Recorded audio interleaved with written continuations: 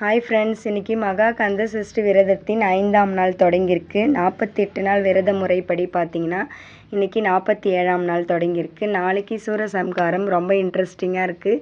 48 நாள் நம்ம பட்ட கஷ்டத்துக்கான பலன் கிடைக்குமோ கிடைக்காதோ, அது முடிக்கும் போது நல்லபடியாக நமக்கு மன திருப்தி ஒன்று இருக்குது பார்த்திங்களா, அதுவே போதும் அப்படின்ற மாதிரி தான் எனக்கு இருக்குது.